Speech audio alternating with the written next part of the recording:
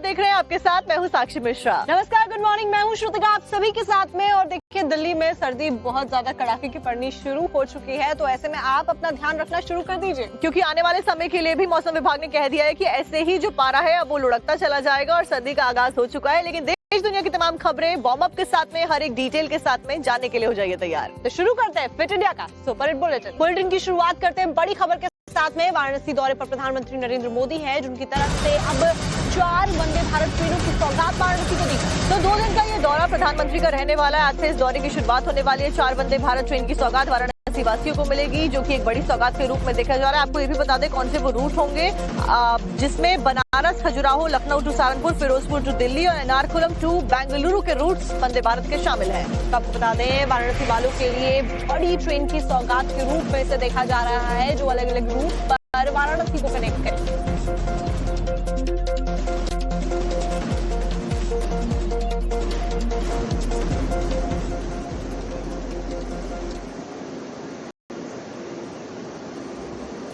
और अब खबरों में बात कर लेते हैं बिहार की, क्योंकि पहले चरण के जहां पर चुनाव संपन्न हो चुके हैं, वहीं दूसरे चरण के चुनाव के लिए जो चुनाव प्रचार है वो तेजी पकड़ता हुआ नजर आ रहा है। और ऐसे में दिग्गजों ने अपनी पूरी ताकत चुनाव प्रचार के लिए झोंक दी है। तो वहीं बात करें आज की, तो आज गृह मंत्री अमित शाह की 3 चुनावी रैलियां होने वाली हैं, जिसमें पूर्णिया, कटिहार, सुपौल में उनकी चुनावी रैली होगी। इसके साथ में अन्य पार्टी के जो दिग्गज नेता हैं वो भी मैदान में मोर्चा संभालते हुए नजर आने वाले हैं। तेजस्वी यादव की भी ताबड़तोड़ चुनावी जनसभाएं आज होने वाली हैं। बिहार में अब दूसरे चरण के लिए चुनाव को लेकर प्रचार तेज हो गया है। एनडीए हो या फिर महागठबंधन और दूसरे जो अन्य दल है वो भी आखिरी चरण के चुनाव के लिए ताकत झोंक रहे हैं।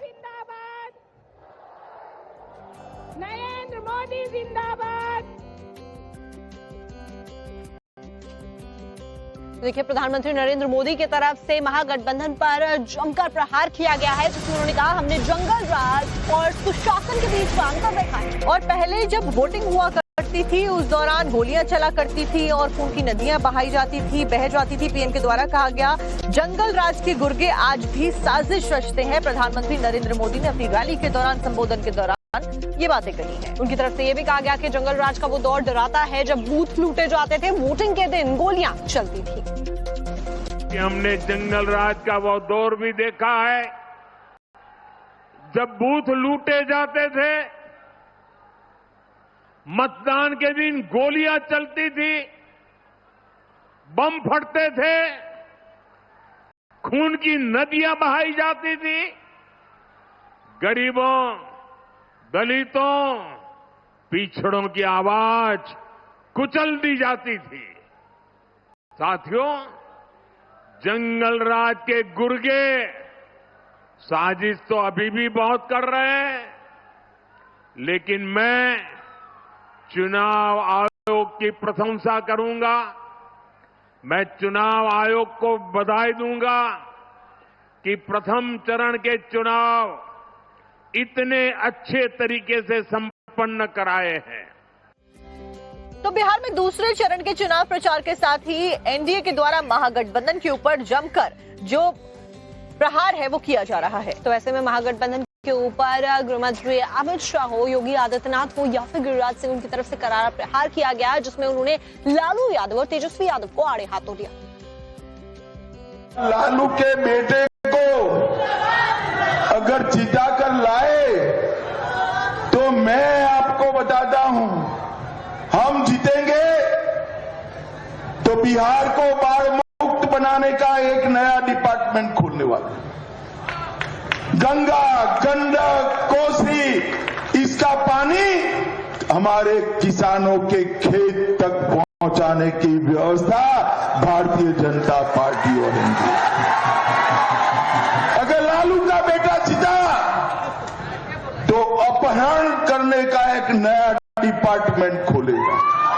2010 में एनडीए का आया था 206 सीट। इस बार जो प्रथम चरण में हुआ है, ये मेरा मानना है कि 2010 से अधिक सीटें आएगी, तो यानी 206 सीटों से अधिक सीटें आएगी। जो सम्राट चौधरी जी ने 100 सीट कहा है 121 में, वो सही कहा है। ये लोग नौकरी क्या देंगे जो पशुओं का चारा खा सकते हो? ये केवल अब गरीब का राशन हड़पने के लिए धोखा दे रहे हैं, लेकिन देने का काम महागठबंधन करने जा रहा है। इनके झूठ और फरेब में आने की आवश्यकता नहीं। सनातन हिंदू एकता यात्रा का आज दूसरा दिन है। बाबा बागेश्वर की तरफ से यात्रा शुरू की गई, जिसमें बीते दिन यानी जो पहला दिन था उस दिन 20 किलोमीटर की यात्रा पूरी की गई। आपको बता दें कि दिल्ली से शुरू हुई ये यात्रा वृंदावन तक जाने वाली है। बाबा बागेश्वर के द्वारा इस यात्रा का जो आयोजन है वो किया गया है और इस यात्रा को 7 से 16 नवंबर के बीच में किया जाना है। तो तकरीबन 140 किलोमीटर लंबी ये यात्रा होने वाली है, जिसमें 20 किलोमीटर पहले दिन तय किए गए हैं। वहीं आज फरीदाबाद से यात्रा की शुरुआत की जाएगी। इसी के साथ में इस यात्रा के मकसद की बात की जाए तो इस यात्रा का मकसद हिंदू राष्ट्र की परिकल्पना है। अब प्रण ठान लिया, सबने मन में मान लिया, साधु संतों का कमंडल और बागेश्वर धाम का मंडल 16 तारीख तक चलेगा। गांव गांव गली गली में शोर होगा, सनातन का जोर होगा, हिंदुओं की एकता होगी, धर्म विरोधी और देश को बिगाड़ने वालों की ठटरी भरेगी। 2-3 बातें हम बहुत विनम्रता पूर्वक आज कहना चाह रहे। ये पदयात्रा 80 करोड़ हिंदुओं की है। भारत में रहने वाले 150 करोड़ भारतीयों के हित के लिए 150 किलोमीटर की पदयात्रा है। इस देश में रहने वाला प्रत्येक व्यक्ति सनातनी है, जो सनातनी नहीं है वो तनातनी है। इस भारत में जन्म लेने वाला व्यक्ति सनातनी है। तुम हटना नहीं, डटना, तुम उलझना नहीं, सुलझना, तुम चलते रहना, क्योंकि चलोगे नहीं तो हिंदू एक नहीं होगा, और हिंदू एक नहीं होगा तो भारत हिंदू राष्ट्र नहीं होगा। खबरों में बात अब दिल्ली एयरपोर्ट की कर लेते हैं, क्योंकि एयर ट्रैफिकिंग जो सिस्टम यानी कि एटीसी में खराबी की वजह से 12 घंटे तक करीबन जो फ्लाइट थी वो डिले फेस करती हुई नजर आई। एटीसी में खराबी के चलते 20 से ज्यादा उड़ानें रद्द कर दी गई, तो वहीं 200 से ज्यादा उड़ानें प्रभावित रहीं, जिसके अंदर इंडिगो एयरलाइंस, अकाशा, स्पाइसजेट की एयरलाइंस की जितनी भी फ्लाइट्स हैं वो प्रभावित नजर आई। और यही कारण रहा तमाम जो यात्री सफर करने के लिए एयरपोर्ट पर पहुंचे थे, दिल्ली एयरपोर्ट पर, वहां पर उनको लंबे वक्त तक इंतजार करना पड़ा। यानी कि एयर ट्रैफिक कंट्रोल के सिस्टम में अचानक से ग्लिच हुआ, जिसकी वजह से सैकड़ों की तादाद में जो विमान है वो प्रभावित हुए हैं। प्रभाव का असर यह देखने को मिल रहा है कि जो विमान है वो घंटों घंटों देर से दिल्ली पहुंच रहे हैं और दिल्ली से कई घंटों से यहाँ लेट उनका उड़ान हो रहा है। ऐसे में पहले दिल्ली की स्थिति खराब हुई, उसके बाद से तमाम जो एयरपोर्ट्स हैं, खास करके मुंबई एयरपोर्ट और वाराणसी जैसे एयरपोर्ट है, वो अभी इसके प्रभाव में आने लगे, जहां घंटों से विमान दिल्ली लेट पहुंची है और दिल्ली से जो फ्लाइट का जो डिपार्चर है वो अभी घंटों लेट पहुंच रहा है। पहले मैं आपको तस्वीरें दिखाता हूं कि देखिए एयरपोर्ट के बाहर की तस्वीरें दिखा रहा हूं, जहां लोग यहां पर इंतजार कर रहे हैं, क्योंकि लगातार एयरलाइंस का कहना है कि वह नजर बनाए रखे और स्टेटस चेक करते रहें अपने टिकट को लेकर के, अपने फ्लाइट्स को लेकर के, उसके बाद ही, क्योंकि जो एयर ट्रैफिक कंट्रोल है उसके एक सिस्टम में जब ग्लिच आया तो ग्लिच के बाद तस्वीर जो है काफी ज्यादा यहाँ पर भीड़ भाड़ देखने को मिली। जो यात्री थे उनमें यात्रियों में काफी ज्यादा परेशानी होने लगी, क्योंकि यह जो परेशानी थी, जो पूरा जो टेक्निकल जो सिस्टम था वह अचानक से जो ग्लिच आया उसकी वजह से घंटों घंटों विमान जो है वह लेट होने लगा। आपको बता दें कि ऐसे में कई ऐसे विमान हैं जिन पर साफ तौर पर असर पड़ा, खास करके वो विमान जिनके जो दिल्ली से कनेक्टिंग होकर के आते, यानी कि उन यात्रियों की समस्या काफी ज्यादा। आरएसएस प्रमुख मोहन भागवत ने बताया कि भारत विश्वगुरु कैसे बन सकता है। भारत विश्वगुरु केवल कानून से नहीं बल्कि अपनेपन, संवेदना और पारस्परिक होने से बन सकता है। इसी के साथ में मोहन भागवत ने यह भी कहा कि हर व्यक्ति को अपने अंदर का दीपक जलाकर रखना चाहिए और प्रेम और भावना की जो चीजें हैं उसको आगे बढ़ाना चाहिए। समाज केवल कानून से नहीं चलता, समाज संवेदना से चलता है, अपनापन होता है। उस अपनेपन की संवेदना उत्कटता से अपने हृदय में अनुभूत करके उसको सतत जागरूक रखने का काम हम सब लोगों ने करना चाहिए। हमारे हृदय के अंदर जो दीप है उसको जलाकर सब हृदयों में वही दीप जले, इसके लिए हम जो जो कर सकते हैं वो करना चाहिए। तब अपना समाज खड़ा होगा, तब भारतवर्ष खड़ा होगा, तब हम विश्वगुरु बनेंगे। ये अपनापन जो है वही हम सब लोगों का मूल और नित्य स्वरूप है। ये आत्मीयता क्यों है? आत्मा के कारण, आत्मा से ही आत्मीयता है। सब में एक ही अस्तित्व है, उसी को अपनी परंपरा में ब्रह्म कहते, ईश्वर कहते, जो कुछ कहना है, और आज विज्ञान भी कहता है। और इस वक्त की बड़ी खबर आपको बता दें, जेईएम ने जमात उल मोमिनात का विस्तार किया है, महिला शाखा का विस्तार यहां पर किया गया है। तो आपको बता दें, महिला शाखा के विस्तार की बात पहले से ही चल रही थी और ऐसे में अब महिला शाखा का विस्तार हुआ है। पाकिस्तान के बलूचिस्तान तक इसका विस्तार किया जा रहा है। वहीं जेईएम के पोस्टर से नापाक साजिश का खुलासा भी हुआ है। इस बीच जमात उल मोमिनात के बैनर तले सभा का आयोजन किया गया। महिला शाखा की तरफ से धार्मिक सभा का आयोजन किया गया। 10 नवंबर को बलूचिस्तान के खूब में आयोजन किया जाना है। दोनों पोस्टरों में 5 सूत्रीय धार्मिक एजेंडे पर भी जोर रहने वाला है। इसको लेकर भी पोस्टर्स जारी किए गए हैं।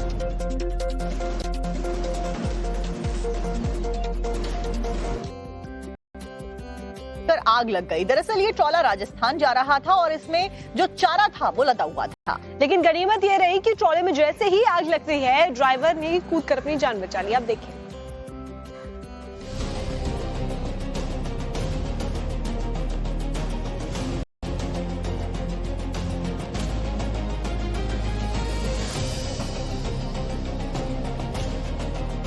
ट्रक में पशु चारा या मुर्गी के दाने लदे हुए थे। जानकारी के मुताबिक NH-48 पर चलते ट्रक के केबिन से अचानक धुआं उठने लगा। ये देखकर चालक ने वाहन को सड़क किनारे रोक दिया और मौके से फरार हो गया। कुछ ही देर में आग ने पूरे ट्रक को अपनी चपेट में ले लिया, जिससे वाहन पूरी तरह जलकर राख हो गया। इस दौरान हाईवे पर आग के गोले दूर से ही दिखाई दे रहे थे। आग लगने की संभावित वजह ओवरलोडिंग या शॉर्ट सर्किट बताया जा रहा है। हालांकि सटीक वजह का अभी तक पता नहीं चल सका है। यहाँ हम मौके पर आके पहुंचे, देखा आग भयंकर तेज थी, तो 2 गाड़ी बुलानी पड़ी और आग को मौके पर आकर काबू पाया गया। इसमें फिलहाल चूरी, खल, कागड़े या मुर्गी के दाने बताए जा रहे हैं। घटना की सूचना मिलते ही बावल थाना पुलिस, दमकल विभाग की 2 गाड़ियां और नेशनल हाईवे अथॉरिटी की टीमें मौके पर पहुंची।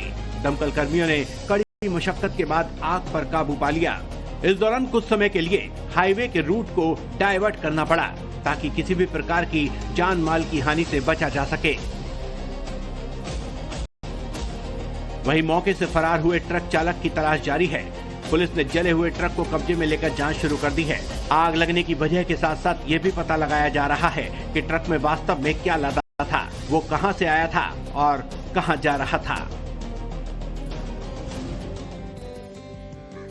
चलिए अब बात करते हैं मुंबई की, जहां पर की सुरक्षा एजेंसियों की नापाक करतूत की उन्होंने भारतीय मछुआरों को अपहरण कर लिया। दरअसल एक बार फिर से पाकिस्तान की जो नापाक हरकत है वो सबके सामने आई है। भारतीय मछुआरों को यहाँ पर निशाना बनाया गया, उनको अगवा कर लिया गया। जो जानकारी मिली है उसके अनुसार गुजरात तट के पास एक नाव का अपहरण कर लिया गया है और चालक दल के 7 सदस्यों को अगवा कर लिया गया है। तो आपको बता दें, पीएमएसए कर्मियों ने भारतीय मछली पकड़ने वाली नाव पर नर नारायण को उस समय रोका जब वह अंतर्राष्ट्रीय समुद्री सीमा के पास ओखा तट के पास नियमित मछली पकड़ने की गतिविधियों में व्यस्त थी और उसी दौरान इस नाव को टारगेट किया गया। पीएमएसए कर्मियों ने भारतीय मछली पकड़ने वाली नाव नर नारायण को उस समय रोका जब अंतर्राष्ट्रीय समुद्री सीमा के पास से वो जा रहे थे।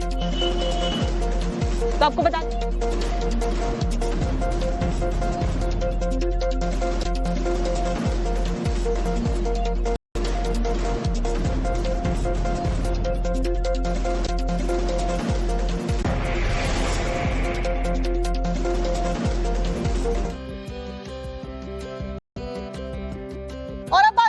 भारतीय जवानों के जज्बे की, जो कि थार के रेगिस्तान में इन दिनों दुश्मनों को सबक सिखाने के लिए एक बड़ा युद्धाभ्यास कर रहे हैं। तो आपको बता दें, इस अभ्यास ने संयुक्त फोर्सेस के तालमेल, तत्परता और ऑपरेशनल दक्षता को नया आयाम दिया है। साथ ही जवानों के युद्धाभ्यास को देखकर ये समझा जा सकता है कि हिंद की जाबाज सेना कितनी ज्यादा तैयार है। दक्षिणी कमान का संयुक्त युद्धाभ्यास।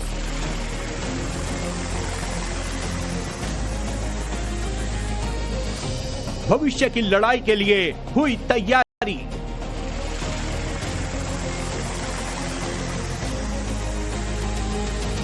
दुश्मन के दांत खट्टे करने का बना प्लान।